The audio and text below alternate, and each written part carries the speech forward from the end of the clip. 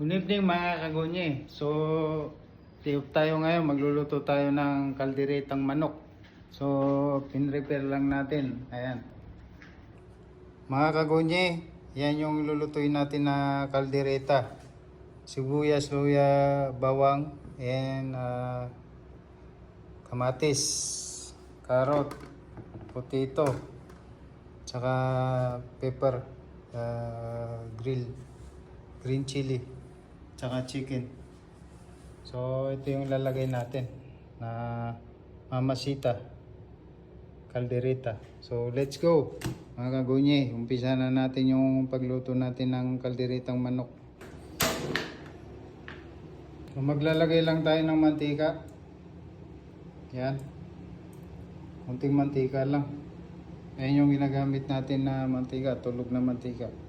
Kung mainit na yung kalan natin, lagay na natin yung luya, sibuyas, bawang. Pinagkalo na natin yan para mabilis. Mimikos-mikos lang natin yan minsan. Mikos-mikos.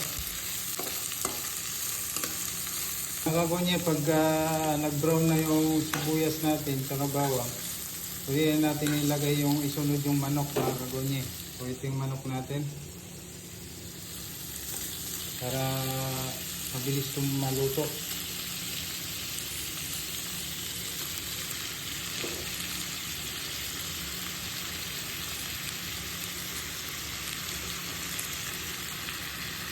Lagyan natin ng konting asin para magkalasa. Natin yung paminta, black pepper. Talagyan natin ng konting patis.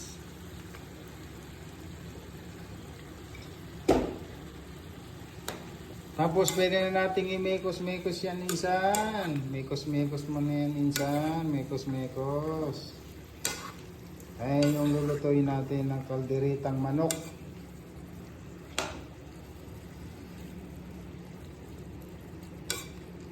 Pagkatapos natin mamekos-mekos, tatakpan natin para mabilis maluto. Para may steam maigi yung manok. So mga kagunye, yan, tatakpan na natin para mabilis maluto yung manok natin. So steam lang natin ng mga 15 minutes, 15 to 20 minutes mga kagunye. So babalikan na lang natin mga kagunye. Let's go! Mga kagunye, check na natin yung manok natin. Kumukulo na mga kagunye. Wow, yan na yung natin. Lulutuin na.